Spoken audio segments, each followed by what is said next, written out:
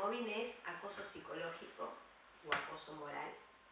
Es la violencia psicológica. A mí me gusta utilizar la palabra cuando alguien empieza a mortificar a otra persona, ¿verdad? A perseguirla, a amedrentarla, con el fin de aplanarla, de destruirla psicológicamente y físicamente. Hay un ensañamiento del hostigador hacia la víctima. Esto se da en el entorno laboral y puede ir desde empezar con falsas acusaciones hacia la persona, empezar a difamarla, hablar mal de ella, a ir minando su entorno, generando falsos rumores sobre ella como profesional o en su vida personal. Y esto va generando que los demás empiezan a ver a esta persona como rara, diferente, algo tendrá, algo habrá hecho, algo de lo que se habla debe de ser verdad. Entonces a partir de ahí se empieza a dar todo un fenómeno que ya no es una sola persona la que hostiga, sino que se van sumando otras personas más, tanto por el efecto de mimetización o por el efecto del chivo expiatorio, donde siempre hay que buscar dentro de un grupo al malo, al culpable. Y esto va generando que quien hostiga, quien empezó a hostigar, quien largó la primera piedra, empieza a quedar oculto detrás de este grupo que es el que hace los mandados. Y ahí se empieza un poco a buscar a esta persona, ¿verdad? A aislarla, a no invitarla a reuniones, a fabricar falsas suspensiones, a que haya una discriminación entre los privilegios que tienen algunos y los que tiene ella. Los demás se pueden tomar la licencia cuando quiere, ella no, los demás pueden ir a cursos, ella no. Empiezan a fabricar sumarios que no existen para difamarla, para ensuciar su legajo. Y bueno, todo esto va generando en la persona una situación que por lo general antes de los primeros 6 meses no se da cuenta porque no puede entender ni dónde está parada ni lo que le está pasando. No cree, hay como una negación en este proceso de estigmatización que se va dando, de satanización de la víctima, y entonces cuando empieza a darse cuenta, empieza a querer buscar ayuda y no encuentra, porque hay muy poca información de este tema, los psiquiatras no saben mucho, entonces terminan diagnosticando depresión, fobia, trastornos de adaptación, parece que la persona tiene que adaptarse a que la traten mal. En violencia doméstica es una sola vez el maltrato, ¿no? En acoso sexual la ley dice una sola vez. Acá parece que tiene que haber como un maltrato de mucho tiempo y feroz y visible que queda en la punta del iceberg, que es donde vemos la mayoría de los casos que terminamos viendo son ese 10%, ¿no? Los que están en proceso. Y bueno, y ahí empieza todo un peregrinaje que es realmente costoso, la familia no le cree, no le entiende, siempre se busca culpabilizar a la víctima, es algo que tú tienes, es algo que habrás hecho, por algo será, se le empieza a decir no descorten, mira para el costado o párate firme, y nada de estas cosas, porque una vez que se desata este proceso de satanización, la víctima queda en un estado tal de indefensión aprendida, que incluso para aprender la indefensión solo lleva 5 minutos nada más, donde los propios pacientes míos me dicen, cuando se paran en el consultorio, me dicen no puedo ir ni para acá ni para allá. Es ese estado mismo en el que está Blancanieves después de que se come la manzana, que queda totalmente paralizada, ni viva ni muerta, así se sienten las víctimas. Justamente con esa sensación de que nada de lo que ellas hagan va a revertir esta situación, y eso es real. Nada de lo que ellas hagan va a revertir esta situación. Entonces, ahí es donde hay que dar con profesionales que realmente sepan del tema, hay que trabajar en equipo, psicólogos, psiquiatra, abogados, en caso de que haya que hacer algún escrito, presentar algo. Yo nunca recomiendo ir a juicio, no es la mejor opción, ¿no? No porque no tengamos una ley, porque si hay normativa, sino porque hay que ver, hay que preparar a la persona, hay que ver si esa es la forma de salir. A mí lo que me importa como psicóloga es curar a esta persona, sacarle la culpa que ha internalizado durante todos estos meses o estos años a veces, donde todo el mundo la señala a ella, es ella la loca, es ella la que tiene que estar evaluada, es ella la que algo ha hecho, por algo se lo merece. Es un fenómeno donde siempre las consecuencias se transforman en la causa del móvil. Entonces ahí decimos, porque es loca, se lo merece, porque es rara, se lo merece, porque es mal trabajadora, porque llega tarde, porque falta, se lo merece. Cuando en realidad sí se enloqueció, entre comillas, porque esto no genera locura, ahora después te voy a explicar qué es lo que genera, si falta, si llega tarde, si se desmaya en el trabajo, es consecuencia del hostigamiento que viene sufriendo y no la causa. ¿Ah? Hay un error de atribución. ¿Ah? Entonces ahí lo que nosotros tenemos que justamente trabajar en concientizar, en visualizar este tema, porque la única manera de trabajar en los lugares de trabajo para que esto no se genere es en la prevención. Y para eso hay que hablar muchísimo, muchísimo, sobre todo trabajar mucho con los líderes, con los sindicatos, con los jefes, que lo puedan entrar a identificar. Yo siempre digo, a nivel de la psicología social, en los grupos donde hay acoso laboral se da un fenómeno muy extraño, hablando de los fenómenos extraños que rodean el acoso laboral, donde si nosotros sacáramos una fotografía de arriba en el equipo nos encontramos con el hostigador y el grupo que se suma al hostigamiento, ¿ah? Que a veces no lo hacen conscientemente, a veces están como hasta en un estado de hipnosis generado por el perverso. Si es un perverso narcisista, con un potencial muy fuerte de manipular y de seducir, a veces genera como cierto estado de hipnosis donde termina convenciendo a los demás que hay que atacar y destruir a esa víctima, a esa persona. No saben por qué, pero hay que hacerlo, ¿no? Y te encontrás con otro grupo, el grupo de los que tienen miedo, de los que son indiferentes, de los que hablan en el pasillo y comentan que algo pasa pero no se quieren meter, porque mientras le pase a otro, no me pasa. Y eso genera, es lo que genera esta persona perversa, ese miedo donde hay un pacto de silencio, ¿verdad? Es otro de los fenómenos extraños del móvil, un pacto de silencio, donde todos saben, pero nadie dice nada. Si la víctima se suicida, todos sabían que algo pasaba, pero nadie dijo absolutamente nada, ¿verdad? Entonces ahí vamos a lo que dice Lehmann, ¿no? En el lugar de trabajo es en el único lugar donde una persona puede matar a otra sin ir a tribunales, ¿tá? Porque lo que logra el perverso, el psicopático, ya sea narcisista, paranoide, o esta personalidad que ascendió a un cargo de poder y se le transformó la personalidad, hubo un cambio de personalidad. Hay un libro de Iñaki muy bueno en ese tema. Te estaba explicando lo que podemos ver como una fotografía en el grupo, ¿no? Si lo miramos desde arriba, habíamos visto que estaba el grupo del hostigador con los que hacen los mandados, por decir de alguna manera, el grupo de los indiferentes, que por miedo y como autodefensa no intervienen, y la víctima, que por lo general está sola.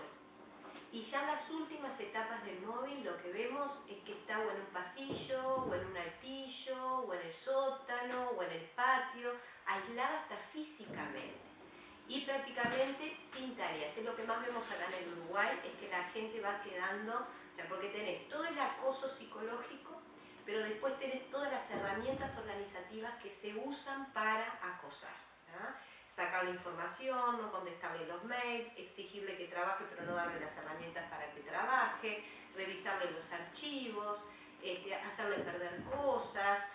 Si hay una persona que arma expedientes, la que la está hostigando le va a hacer perder estos expedientes o información que está dentro de los expedientes y después la va a sancionar porque no tiene esa información dentro de los expedientes.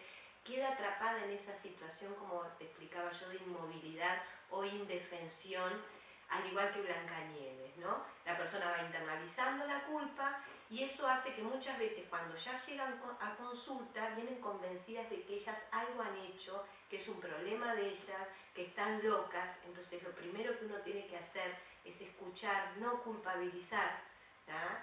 Y trabajar justamente en sacar la culpa que esta persona ha internalizado, que es un proceso a veces muy largo, porque a veces incluso el paciente te dice, no, yo ya me di cuenta, que ya me estoy dando cuenta que no es mi problema, que yo no lo generé, que no. Igual internamente en algún momento vuelve a salir esto de que me puse a pensar que capaz que yo aquel día cuando le hablé, les dije. Entonces hay que seguir trabajando mucho. Por eso hay que dejar más que claro que acá no hay un perfil de víctima, tampoco lo hay en el bullying. Cualquier persona puede ser víctima, incluso los propios hostigadores en algún momento pueden convertirse en víctimas de otros hostigadores, ¿no? En algunos otros contextos. Lo que sí hay que tener claro que muchas veces las personas que dicen que hay un perfil de víctima es porque la primera etapa del acoso psicológico, ya sea en la escuela o en el trabajo, no se ve. Entonces cuando lo vemos, ya vemos secuelas en la víctima, ya hay daños en la víctima. ¿Ah? Entonces estamos viendo las consecuencias que las queremos transformar en causas, porque nosotros siempre necesitamos etiquetar, que es una forma de protegernos. Bueno, si a determinadas personas con este perfil quedan más vulnerables a sufrir acoso, entonces yo como no tengo ese perfil me quedo tranquila que a mí no me va a pasar o que a mi hijo no le va a pasar. Realmente en investigaciones que se han hecho de bullying vemos que los niños están percibiendo a la sociedad y el ir a la escuela como vivir en una selva. Y así estamos manejándonos en el trabajo también.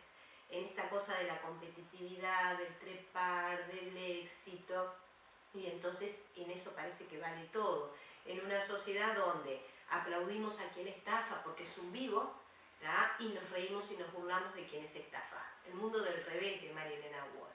¿Tá? Y ahora queremos excusar de que las víctimas tienen un perfil y por lo tanto son merecedoras de determinados castigos. Por lo tanto, eso hay que dejarlo más que claro. Por otro lado, el rol de la familia es muy importante. Yo siempre cuando mi paciente viene, si por primera vez viene solo, trato en algún momento de involucrar a la familia. Porque este proceso, si no se vive, no se entiende. Entonces, al no entenderse, la persona queda muy sola, porque lo que hace es hablar todo el tiempo de lo que le pasa. Los demás terminan cansados, ya no quieren escuchar, porque ya le han dicho todo lo que tiene que hacer y él no hace nada de lo que tiene que hacer. Y como yo te explicaba, está totalmente indefenso, él no podía hacer nada. Acá tiene que intervenir alguien de arriba, desde recursos humanos, desde la dirección, y frenar esto, porque también hay que dejar claro que esto no es un conflicto. ¿Tá? Acá no hay mediación, si bien la mediación está muy de moda. Acá lo que hay es que sancionar, porque hay un abuso de poder, aunque la persona que esté hostigando no tenga poder dentro de la empresa. ¿Tá? Por eso la familia es muy importante que se entere de esto, que sepa los síntomas a los que se va a enfrentar, que entienda que esta persona no tiene ni una depresión, ni una fobia, ni estrés, ni está quemada, ni tiene un problema de adaptación. ¿Tá? Lo que pasa es que lo que genera el acoso laboral, al igual que cualquier violencia psicológica, ya sea en un robo, en un abuso sexual, en una violación, en una catástrofe, el síndrome de estrés postraumático, que es un daño al aparato psíquico, no es una enfermedad psicológica. Por lo tanto, la medicación no mejora esta patología. ¿Ah? Entonces hay que hacer un tratamiento específico para mejorar esto. Ahora, es más fácil terminar de satanizarla y darle el tiro en la nuca y decir, tú que sos la loca, ¿ah? Bueno, entonces está bien merecido este diagnóstico, hay que internarla, y terminamos de satanizar y enfermar a esta persona, que probablemente ya en ese límite termine suicidándose. ¿No? Entonces, también nosotros tenemos que plantearnos qué está pasando en Uruguay, el país que pasamos a ser el número 1 en Latinoamérica en materia de suicidio, donde el 30% de los niños está siendo medicado con psicofármacos. O sea que hay algo que no está bien. Y en este caos es que se da el móvil, justamente, porque cuando se sataniza una persona y se da el fenómeno del chivo expiatorio, dentro de un contexto que ya está enfermo a nivel laboral, porque la organización propicia que se dé el móvil, no se da en cualquier organización, porque en todas hay personalidades perversas, psicopáticas o paranoicas. Lo que se da es que justamente todos depositen en esta persona termine fuera del grupo, ¿tá? Y ahí el grupo cree que ya está, el problema se solucionó, muerto el perro, muerto la rabia. ¿Tá? Y hasta que el grupo empiece otra vez a funcionar mal, ¿tá? Porque no tiene límites, porque no tiene normas claras, porque es como una selva, como expresan los chicos, y se vuelva a buscar una víctima en un grupo donde hay una persona perversa o psicopática. ¿Tá? Eso es como se da. Ahora es muy importante que las personas estén capacitadas y entrenadas en este tema para poder tener un ojo lo más afinado posible para prevenir, darse cuenta enseguida cuándo pueden estar bajo la mira de un hostigador y pedir ayuda lo antes posible, volver a esto que pasa en la violencia doméstica, la primera vez que, o en el acoso sexual, la primera vez que, ¿tá? Y poder pedir ayuda en ese momento y buscar estrategias para no quedar atrapado en esta situación. De todas maneras, es siempre responsabilidad de la empresa, responsabilidad del Departamento de Recursos Humanos, generar estas estrategias, no hacer manuales de cumplimiento, cumplo y miento, ¿tá? Sino hacer verdaderos manuales, ¿tá? Y tomar medidas cuando se ven estos casos, ¿no? Por lo general el fenómeno que se da es que las empresas lo niegan, de que hay un pacto de silencio, de que nadie quiere ver, de que siempre la culpable es la víctima y siempre a quien se trata de salvar es al hostigador. Y yo siempre le digo, cuando me llaman para hacer peritajes o hacer capacitaciones, si hay un hostigador y se comprobó que hay hostigamiento y se lo despide, quédate tranquilo que el otro día consigue trabajo, porque suben como burbujas, ¿tá? Entonces, acá lo que hay que proteger y cuidar es a la víctima, ¿tá? Y es de lo que nos estamos olvidando. Porque aparte, por lo general, lo que se ve es que la víctima es un capital humano muy importante y muy bien valorado para la empresa. Uno ve que hay un antes y un después, ¿tá? La víctima, a partir de que empieza a ser hostigada, su legajo cambia, ¿tá? Su rendimiento evidentemente disminuye, ¿tá? Empieza a enfermarse, hay accidentes laborales, se contamina el clima laboral. O sea, todo esto tiene un costo para la empresa. Ninguna empresa quiere móvil ningún empresario quiere móvil en su empresa porque tiene un costo, ¿tá? Pero se da como este otro fenómeno extraño de que hay y parece que nadie lo quiere ver, ¿tá? De que no se toman medidas y que se piensa que muerto el perro, muerta la rabia, entonces sacamos y después estas personas que hostigan o estos grupos de hostigadores que ya están entrenados van a ir por otra víctima. De ahí que se los asocia con los asesinos seriales, ¿tá? Porque terminan con uno y empiezan con otro y cada vez se van especializando más, ¿tá? Entonces hay que prevenir, hay que trabajar mucho en esto, hay que asesorar, ¿tá? Pero es un trabajo que hay que hacerlo muy de a poco por todo lo que genera y moviliza en las personas. Lo más importante que tengamos en cuenta que cuando uno habla de este tema genera como una cosa de desesperación, de impotencia, de por dónde empezamos, qué hacemos, que es lo que en definitiva siente la víctima, ¿no? En todos estos años que yo vengo trabajando, ya desde el año 2006, que hemos ido avanzando en estrategias, en trabajo en equipo, he visto que mucha gente ha podido revertir la situación, mucha gente sale de esta situación, hay vida después del mobbing. Hay técnicas para evaluar, no es algo subjetivo, lo que son subjetivos son los recursos que la persona tiene para afrontar esta situación. Las conductas agresivas son objetivas, las podemos grabar, las podemos filmar, las podemos medir, por lo tanto existen, ¿tá? No hay que tener miedo de consultar, de buscar ayuda, hay que hacerlo, no esperen porque no termina, una vez que empieza no termina y va empeorando cada vez más y llega un punto que sí se puede convertir en una situación irreversible. O sea que cuanto antes se consulte, mejor, ¿tá? Pero he visto gente que ha salido muy fortalecida, que ha aprendido mucho de esta experiencia y que le ha ayudado para ver y entender la vida desde otro lugar y para ayudar a otras personas también a defenderse o a detectar a tiempo este tipo de acoso. Por lo tanto, hay mucho para trabajar